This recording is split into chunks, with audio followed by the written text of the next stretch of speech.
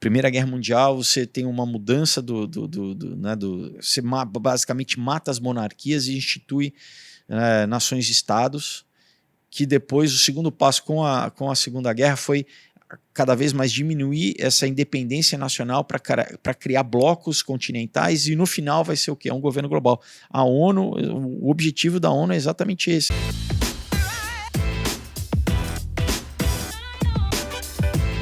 Globalismo, nova ordem. Achei sensacional o tanto de audiência que deu. O que mudou de 6 anos para cá, que você falou sobre aquele vídeo? Você ainda acredita naquelas teorias da dominação, China? Ainda é isso? Ou você já mudou sua Cara, visão? É uma coisa Tem uma visão muito espiritualizada, né? São coisas diferentes. A gente pode... Eu sempre quis entender o mundo, né? Sempre quis entender como que as coisas funcionam, né? E, cara, quando você começa realmente a estudar isso, né? Tem muita literatura, né? Que isso não é dito, né? Não é ensinado, mesmo em universidade, né? Então, eu tive que ter acesso à literatura de nível acadêmico comprando nos Estados Unidos, comprando literatura lá, né? Porque não é publicado aqui no Brasil, assim, né? Muitos, inclusive, livros esgotados, assim, livros caros, assim, que você acha em sebo, livros de quase $1.000, assim, entendeu? Mas, por quê? Porque é uma informação que te emancipa, né? Literalmente, e muitas vezes né, é uma forma de controle social, é você não, né, fazer com que a população não tenha acesso, né, a esse tipo de informação, assim. Então, e como muitas vezes, né, esses grupos de interesse, né, eles têm controle, né, midiático, eles também não... uma forma deles, vamos dizer, se esconderem, né, se esconder a céu aberto, vamos dizer assim, é você taxar de qualquer informação ou narrativa que vá contra você como teoria da conspiração, né? Então, qualquer coisa que não seja a narrativa oficial comprada por eles mesmos vira teoria da conspiração, né? Então, não, claro, e daí muitas vezes eles promovem, porque é uma coisa que, enfim, né, se for estudar a CIA, operações psicológicas, é uma coisa de contra-informação, é você criar realmente coisas estapafúrdias, como, sei lá, terra plana, né, que é uma operação da CIA, né, para botar tudo no mesmo balaio, entendeu? Então, se você for falar a respeito, por exemplo, do Federal Reserve, de quem construiu o sistema, né, financeiro pós, né, na verdade, pré-Primeira Guerra Mundial e depois pós-Segunda Guerra Mundial, com, né, instituições como o Banco Mundial, como o FMI, então te coloca no mesmo saco como terraplanista. Tudo é terraplanista. Não, obviamente não, entendeu? Porque não, a gente não quer que você investigue, que você fale, que você tenha consciência disso, né, de quem controla, né, a economia no mundo, de quem, né, de quem financia a guerra, por exemplo, né, historicamente, entendeu? Acaba virando um assunto te taxando de maluco, né? Chapéu de alumínio e tal, né? Por quê? Porque é isso, né, cara? Grupos de interesse, né? Quem é o Clube de Roma? Quem é o Bilderberg? Né? Quem são essas instituições? Né? Agora, mais recentemente, o pessoal ouve um pouco falar mais do Fórum Econômico Mundial, mas tudo isso tem uma linhagem, tudo isso tem uma historicidade, né? Muitos deles são membros de... Né? O que é a Comissão Trilateral, né? Quem criou a Comissão Trilateral, qual é o papel de influência, né? Então, por exemplo, né, eu citei a Comissão Trilateral, você pegar o governo Biden, cara, o chefe de Estado, né, o Anthony Blinken, todo mundo é parte da Comissão Trilateral, os chefes de gabinete. Então, que instituição é essa que o eleitor não sabe, né? Tudo bem que aqui a gente está no Brasil, estou falando alguma coisa que não sabe, mas nem o eleitor, muitas vezes, americano sabe, né? E como que aqui no Brasil a gente sofre influência desses órgãos, né? Como a gente aqui é atingido por um órgão como a Open Society do Soros, né? Como que eles determinam política pública no Brasil, entendeu? Então é isso que vamos dizer, esses bastidores do poder aí que muitas vezes a gente não sabe. Então quando tem uma pandemia que existe uma...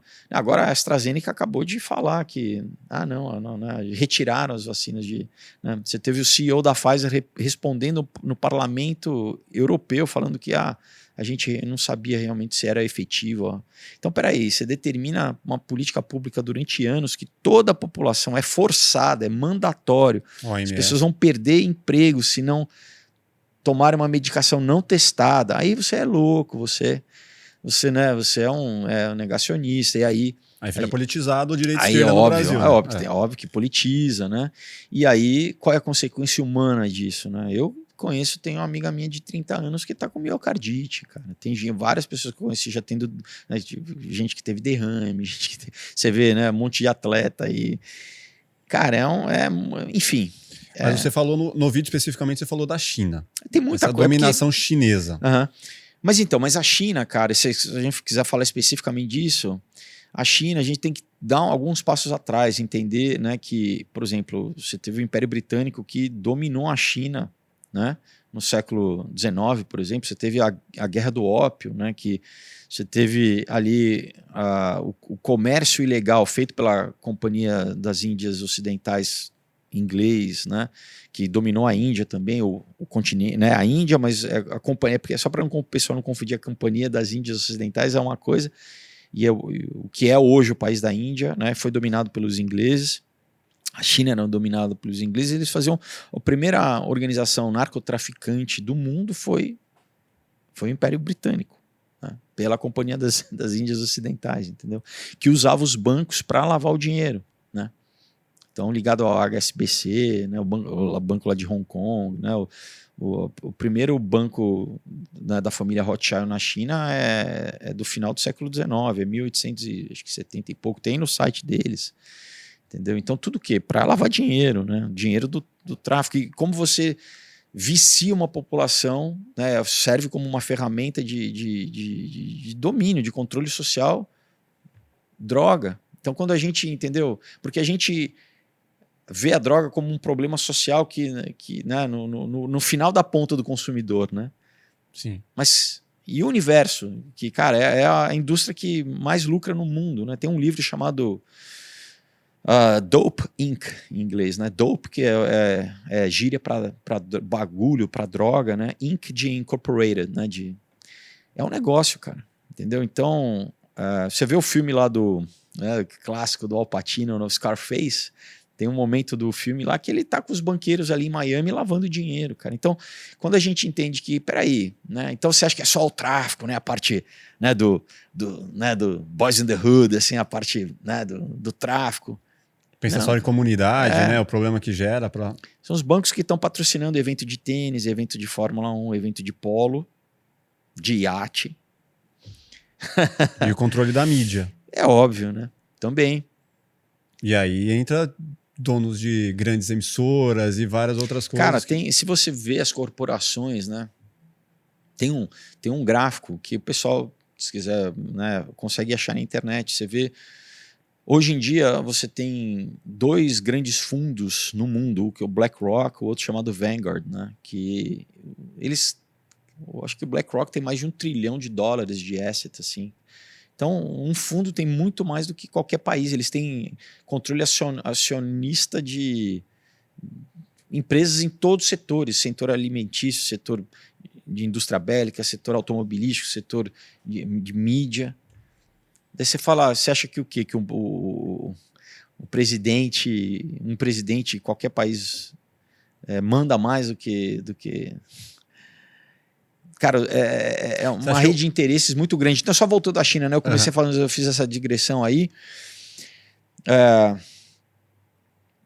Como são muitas informações, a gente tem que dar um embasamentozinho, assim, né? Sim. Então, você tem a Universidade de Yale lá nos Estados Unidos, né? Que é uma das Ivy Leagues que eu visitei lá, conheci em loco lá. Eles têm uma sociedade secreta chamada Skull and Bones, que quer dizer caveira e ossos, tá? Skull and Bones, que veio da Alemanha, né? Isso no século XIX foi fundado lá por uma família, na época Russell, que o Yale foi fundado na verdade, como um seminário teológico, como Harvard também, né? É uma universidade de teologia. Enfim, os caras entraram lá e basicamente viram que num sistema educacional você tem acesso às melhores mentes do país, às pessoas mais promissoras do país. Tá? Então, eles começaram a fazer o quê?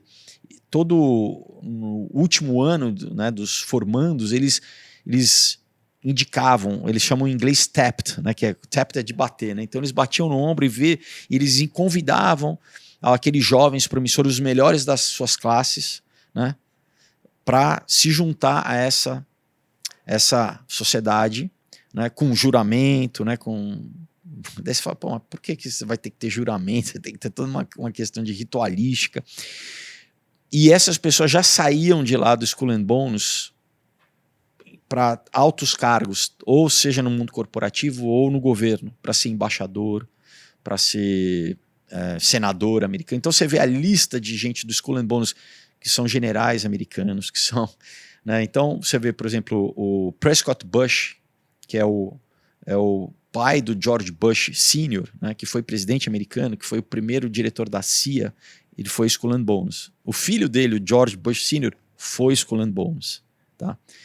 Né, o Alan Dulles, que meio que formou a CIA. Então, daí, enfim, a gente entra nesse campo aí que as agências de espionagem em vários países, tanto como o MI6 na Inglaterra, sempre tem, primeiro, que você lida com o quê? Você lida com segredo. Com segredo de Estado, mas você lida com segredo. Né? Você lida com inteligência. E aí você vai pegar o talento na base. Exato. Onde ele tá, né? Enfim, aí a gente entra... É um assunto longo, assim. Sim. Mas e aí, né, eu só peguei essa família do Bush, que ela é representativa para a gente entender como que geracionalmente o poder é transferido, né, de uma geração para outra geração. O George Bush Sr. foi embaixador dos Estados Unidos na China, né? Então eu falei do Skull and Bones por quê? Porque o Skull and Bones, né, a Universidade de Yale abriu um capítulo da universidade na China, na década de 30, e o Mao Tse-tung, que foi o pai da Revolução Russa, da Revolução Soviética na China, ele estudou no capítulo de Yale na China e ele foi introduzido no Skull and Bones. Então, assim, eles sempre usam, quando eu falo, né, essa galera que domina, eles usam uma dialética, né? Eles criam o paradigma político que a gente tem hoje, principalmente, né, desde a Revolução Francesa, né, até hoje, de direita e esquerda, é controlado por eles. A Revolução Russa foi financiada, o dinheiro para depor, né, o czarismo na Rússia veio, né, de interesses financeiros que a princípio seriam, né, capitalistas. Então você fala, peraí, como que a pessoa que é capitalista está promovendo a tomada, a implementação do comunismo na Rússia? Então o Trotsky saiu de Nova York, né, com dinheiro de Wall Street, de um banqueiro chamado Jacob Schiff. Tem um livro chamado Wall Street and the Bolshevik Revolution, vou lembrar o nome do autor daqui a pouquinho, que exatamente mostra, claro, como, né, você, cara, fazer uma revolução custa muito dinheiro, você tem que alimentar a tropa, você tem que vestir, né, municiar, né, transportar essas pessoas, é caro. O Lenin saiu da Alemanha de armas bélicas. O Lenin saiu da Alemanha de trem com ouro, né, e o Trotsky saiu dos Estados Unidos com esse dinheiro de Wall Street para o quê? Derrubar o governo, o regime lá czarista, né, inclusive matou toda a família Romanov para tomar o país que tem a maior extensão territorial do mundo, né, para criar a União Soviética. Para o quê? Para a gente ter a Guerra Fria. Por quê? Porque tudo isso ia conduzir ao quê? A um mundo global, né? Então, Primeira Guerra Mundial, você tem uma mudança você basicamente mata as monarquias e institui nações-estados, que depois, o segundo passo com a Segunda Guerra foi cada vez mais diminuir essa independência nacional para criar blocos continentais, e no final vai ser o quê? É um governo global. A ONU, o objetivo da ONU é exatamente esse, né? Eles tentaram primeiro fazer com a Liga das Nações no pós Primeira Guerra, não conseguiram, né? E todas essas instituições internacionais globalistas também, como, né, primeiro nos anos 30 foi feito, né, antes do Banco Mundial, antes do FMI, o Banco de Acordos Internacionais, e depois, né, com a formação da ONU, o Banco Mundial, o FMI. Mas se você vai lendo, né, a história, tem um outro livro, Anthony Sutton, né, o que escreveu, se o pessoal quiser pesquisar, o Wall Street and the Bolshevik Revolution, e tem um livro muito bom chamado Tragédia e Esperança, do Carol Quigley, que foi professor universitário, inclusive, do Bill Clinton, né, na Universidade de Georgetown, lá em DC, né, do lado de DC, falando para as elites. É um livro, né, de alguém que está dentro das elites, exatamente para a elite. Não queriam que esse livro vazasse, inclusive tentaram destruir os fotolitos do livro para que as pessoas não tivessem acesso. É um livro de mais de 1000 páginas, assim, mas ele relata exatamente todo o processo, né, do final do século XIX, né, do que é o pré-Primeira Guerra Mundial, durante a Primeira Guerra, o pós-Primeira Guerra, o pré-Segunda Guerra, o pós-Segunda Guerra, até os anos 60. Então, assim, a China, cara, faz parte dessa dialética de criar. Então, a China era um país de terceiro mundo. Então, né, essa tomada, né, por exemplo, o Chiang Kai-shek, que era o general que era nacionalista, que era contra o comunismo, na Segunda Guerra, se eu não me engano, era o general MacArthur americano, que ele conseguiria vencer as tropas comunistas e ajudar o Chiang Kai-shek a não deixar com que a China virasse comunista, e mandaram com que ele não avançasse, entendeu? Porque o objetivo era criar uma polarização, entendeu? Porque para você chegar num objetivo, é aquela história da dialética hegeliana, né? Você precisa você tem uma tese, daí você cria uma antítese para chegar numa síntese. No fundo, você sempre quis chegar aqui, mas você sabia que, né, politicamente, socialmente, você não ia conseguir chegar aqui. Porque sair de A para B. Não. Você vai ter que dar então você cria uma oposição para gerar esse conflito, você mudar a opinião pública, e aí, sem que as pessoas percebam, você vai chegar no ponto C, que é onde, no fundo, você sempre quis chegar. Né? Então, você faz piorar, ou às vezes você faz piorar para depois você cria a crise para trazer uma solução. Né? Então, o David Rockefeller, né, que é um dos... Né, na biografia dele, ele fala, não, se me acusam de globalista, de conspiracionista, eu digo que sim, e com orgulho. Eu tenho a biografia dele, tá lá, tá para... É que é isso, de novo, né? Quem lê, né? Poucas pessoas vão ler, vão querer assim, né, pesquisar isso, mas ele não esconde. Ele que, por exemplo, a família Rockefeller que deu o terreno para ser construído a ONU lá em Nova York. Né? Inclusive, o terreno do World Trade Center e a construção do World Trade Center foi feito pela família Rockefeller também. Né? Então, nos anos 60, eles já entenderam que eles teriam que criar vamos dizer, deslocar toda a produção industrial americana para a China. Para o quê? Para tirar a autonomia industrial e econômica americana, que a gente vai estar vendo isso agora, a gente vai estar vivendo isso agora e vai viver ainda nos próximos anos. Né? Então, nos anos 60, tem um editorial que ele escreveu depois de ele ter viajado para a China, na época, né, já depois da Revolução Comunista. Então você fala, peraí, por que um banqueiro está indo viajar para a China e está voltando e escrevendo um editorial no Times falando que a China é o padrão do que deve ser um país na nova ordem mundial? Isso nos anos, acho que não me engano, não lembro se é 68 ou 72, esse editorial que ele escreveu. Tá? E aí ele criou essa instituição chamada Comissão Trilateral, né, onde Zbigniew Brzezinski foi o co-criador com ele, né, o Harry Kissinger fazia parte, já sabendo que a gente vai industrializar a China. Então a China não é um milagre. Da onde que nasceu a China? Da onde que vem? Você acha que essa até hoje essa relação de simbiose, né, das indústrias americanas produzirem na China, Então, tem muito o que eles chamam em inglês smoke and mirrors, né? Fumaça e espelho, que para a gente ficar preso nessa dialética. Não, mas... A teoria da mão de obra barata, de que vamos mandar para a China. Mas não é só por isso. Isso é uma explicação, vamos dizer, simplória, né? E pragmática, né? E mercantilista, de só ver, imagina, a explicação é porque lá é a mão de obra mais barata, né? Não, mas espera aí, você tem mão de obra barata em Bangladesh, você tem na Índia, você tem, né, em vários outros países, né? Sim. Mas por que no país onde eu fui para a China, né? Onde é a fábrica do mundo. A fábrica do mundo, e que toda a fábrica lá é do Partido Comunista Chinês. Toda a fábrica. Você não tem nenhuma... É meio público-privado, assim? Não é meio público-privado, é totalmente. Totalmente. Né? Então, o controle acionista de qualquer empresa na China é do governo chinês. É isso, galera. Se você gostou desse corte, com certeza você vai gostar do episódio completo. Vai na descrição, pegue o link, acesse lá, se inscreva, deixe o seu like e ative as notificações. Um grande beijo, valeu!